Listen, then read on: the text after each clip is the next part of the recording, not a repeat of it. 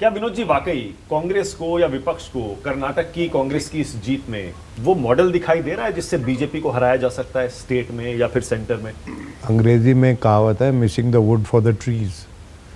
देखिए, इलेक्शन में आप जीते हैं, अच्छा निज़ाम दीजिए, अच्छी एडमिनिस्ट्रेशन दीजिए। वहाँ पर अगर अच्छी एडमिनिस्ट्रेशन देंगे, अच्छा निज़ाम देंगे, तो कर्नाटक में आपकी स्थिति बड़े टिकट के इलेक्शन पे सुधरेगी। लेकिन इस पूरे इलेक्शन रिजल्ट को आप इंटरलोपेट नहीं कर ट्रांसपोज नहीं कर सकते नेशनल स्तर पर, क्योंकि सच्चाई ये है कि Narendra Modi continues to be have a drawing power जहाँ तक लोकसभा के इलेक्शन की बात है। हाँ, अगर आपको सही से लड़ना है तो ये जो आपने टेम्पलेट ईजाद की ना कर्नाटक में, आप कह रहे थे सब कुछ ठीक था, वो टेम्पलेट अब आने वाले 3 इलेक्शन में तुरंत लागू कीजिए, जिसका नाम है छत्तीसगढ़, राजस्थान और मध्य प्रदेश। और जो बगल का प्रदेश है तेलंगाना जिसका नाम है, वहाँ पर अब भारतीय जनता पार्टी थोड़ी हतोत्साहित होगी, क्योंकि वहाँ पर बहुत मुस्तैदी से वो कैंपेन कर रहे थे। तो आपने जो ज़मीन खोई है वहाँ पर बीआरएस की, उसके साथ तो आपका कोई ताउन होने वाला नहीं है। तो आप जम के वहाँ लड़ाई लड़िए और ये ओवर सेलिब्रेशन बंद कीजिए, क्योंकि ये कहना कि 2024 के लिए हम पहलवान तैयार हो गया हमारा, क्योंकि इसने लोकल कुश्ती कर्नाटक में जीत ली है। हिंद केसरी बनने के लिए अभी बहुत कुछ करना है आपको। अभी कांग्रेस वो पुरानी वाली हिंद केसरी नहीं बनी है, वहाँ तक पहुँचने के लिए उसको कई कुश्तियाँ लड़नी पड़ेंगी। एट ए इमेज लेवल, मैं इस इमेज के लेवल पे मैं बात कर रही हूँ कि प्रधानमंत्री की इमेज एक मैचो इमेज है ना, और योगी जी की भी इमेज वैसे ही है। तो वो जो इमेज है वो ट्रांसलेट कर रही है।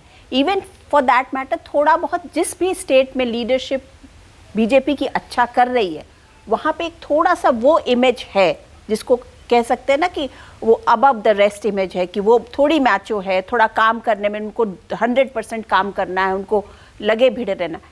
एक्चुअली अगर आपको काउंटर देना है तो आपको एक जो इमेज पूरे लोगों के सामने प्रेजेंट करनी होगी, उसको बहुत सोच समझ के और देख के करना पड़ेगा। ऐसा नहीं हो सकता कि वो एकदम बिल्कुल ऑपोजिट इमेज हो।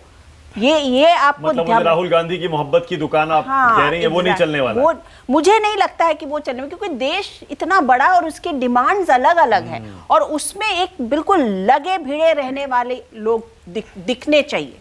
हो सकता है कि ये मोहब्बत की दुकान अनुराधा जी कर्नाटक में चल गई हो, जैसे विनोद जी भी कह रहे थे। वहाँ पे देखिए, हर एक राज्य में अलग अलग मॉडल चाहिए ना आपको। तो नहीं, वहाँ पे जो लीडरशिप थी ना प्रेजेंट बीजेपी की, जो चीफ मिनिस्टर थे, वो हो सकता है बहुत अच्छा काम करते हो, लेकिन इमेज उनकी वैसी नहीं थी। उनकी थोड़ी सी वैसी इमेज थी, सबलाइम, थोड़े हाँ, नो नॉनसेंस। सिद्धारमैया की नहीं, नॉट सिद्धारमैया, बसवराज बोम्मई की मैं कह रही।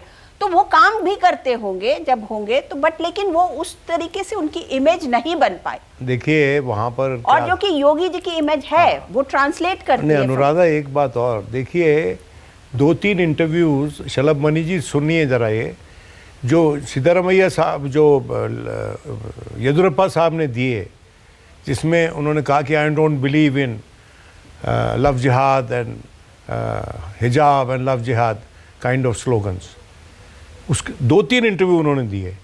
उसके बावजूद जिस तर्ज पे भारतीय जनता पार्टी कैंपेन करती रही, उससे साफ जाहिर था कि वो कोई सलाह नहीं ले रहे थे क्षेत्रीय प्रांतीय नेताओं से कि वहाँ पर किस तरह की कम्युनिकेशन स्ट्रेटजी रखनी चाहिए। उन्होंने 2-3 बार एक इंटरव्यूज़ में, अलग अलग जुदा इंटरव्यूज़ में येदुरप्पा साहब ने बोला। तो मैं समझता हूँ कि वहाँ की नब्ज़ गलत पकड़ ली और इसलिए इलाज भी गलत करने की कोशिश की, और तबीयत अपनी ख़राब हो गई और किसी और पार्टी की को तंदुरुस्ती मिल गई। लेकिन आपने एक मिसाल दी थी खट्टर साहब की। देखिए, खट्टर साहब उस स्थिति में बने थे जब कोई भी दावेदार बीजेपी के भीतर मुख्यमंत्री पद के लिए नहीं था, और उनको बनाया इसलिए गया था क्योंकि वो नॉन जाट थे। जिस तरह से भारतीय जनता पार्टी ने एक मुहिम खड़ी की, एक सोशल मुहिम उत्तर प्रदेश में यादव मुस्लिम अलायंस के खिलाफ, उसी तरह जाटों के खिलाफ की। इसीलिए जाटों के बीच में आज के दिन भारतीय जनता पार्टी अलग थलग पड़ी है।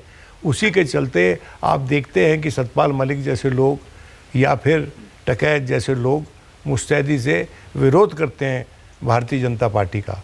और अटल जी की पंक्तियां पढ़ी अभी शलभ मणि जी ने, ईश्वर करे आप उनकी राह दिखाई हुई राह पे चले।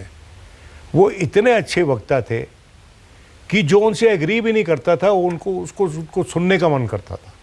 और 84 के इलेक्शन में तो हम उनके पीछे पीछे रहते थे, क्योंकि वो ऐसी बात कर रहे थे जिसने भारत के लोकतंत्र को और सेकुलरिज्म को बचाया, जिन्होंने उत्साहित करके सिखों को बाहर निकलकर वोट डालने पे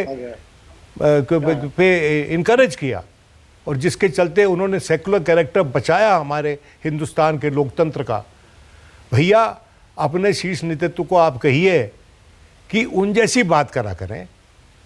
अच्छे वक्ता हैं वो लोग, लेकिन जो उनका सब्सटेंटिव कम्युनिकेशन है वो इतना ऑफेंसिव हो जाता है, कई बार इतना अजीब और गरीब हो जाता है कि कोई भी पढ़ा लिखा आदमी उसमें आस्था रखने की विश्वास नहीं रखता, वो नहीं मान सकता उस बात। ओके, शलभ जवाब देंगे, उसके बाद आ रहा हूं अनंत विजय। नहीं, देखिए, मुझे लगता है कि अटल जी को हम सब सम्मान करते हैं, और अटल जी को लेकर आप प्रधानमंत्री जी की बात करिए, पूरी भारतीय जनता पार्टी के कार्यकर्ताओं की बात करिए, हमारे लिए वो सर्वोपरि है। लेकिन आज की लीडरशिप को लेकर ठीक है, आपको समीक्षा करने का अधिकार है, आप समीक्षा कर भी सकते हैं, आपकी बातों का सम्मान है, पर मुझे नहीं लगता कि कोई ऐसी बात कही जाती है जो किसी को तकलीफ देने वाली बात है। हाँ, ये जरूर है कि कुछ बातें ऐसी होती है जो सच्ची होती है और कड़वी होती है, कई बार उसको स्वीकार बहुत से लोग नहीं करना चाहते, तो नहीं करना चाहते तो उस पर हम कुछ नहीं कर सकते। बाकी सबको याद है कि अटल जी की सरकार किस तरीके से एक वोट से गिराई गई थी और लोकतंत्र का किस तरह से चीरहरण हुआ था, यह भी सबको याद है कि अटल जी जैसा व्यक्तित्व, अटल जी जैसा एक महापुरुष, उनके साथ किस तरह का अन्याय हुआ और एक वोट के साथ किस तरह उनके साथ खेल हुआ, यह भी इस देश ने देखा है। तो चुनाव कहीं हम जीतते हैं, कहीं हारते हैं। गुजरात का चुनाव अभी कुछ महीने पहले हुआ है, और आप देखिए बहुत सारे लोग कह रहे थे कि नहीं, यहाँ तो बार बार सरकार रही है, एंटी इनकम्बेंसी है, और यही सारी बातें कि राष्ट्रीय मुद्दों को लेकर वहां पे जा रहे हैं। आप देखिए बड़ी जीत के साथ हम वहां पर आए। हिमाचल में एक बहुत मार्जिनल डिफरेंस रहा, और हम कहते हैं, कांग्रेस पार्टी के लोग बार बार कहते हैं कि लोकल फॉर वोकल, हालांकि ये शब्द तो प्रधानमंत्री जी का दिया है। आपको सापड़ा साहब धन्यवाद कि आपने प्रधानमंत्री जी के शब्द को कॉपी किया। लोकल फॉर वोकल तो हम भी कहते हैं, लेकिन साथ ही साथ आप राष्ट्रीय मुद्दों से भागते क्यों, ये भी तो सोचिए ना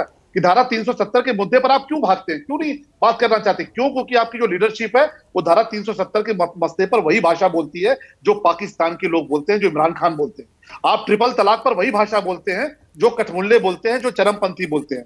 जो तमाम सारे मुद्दे ऐसे होते हैं जिन पर आपकी रणनीति वही होती है कि आप केवल वोट बैंक की पॉलिटिक्स करते हैं।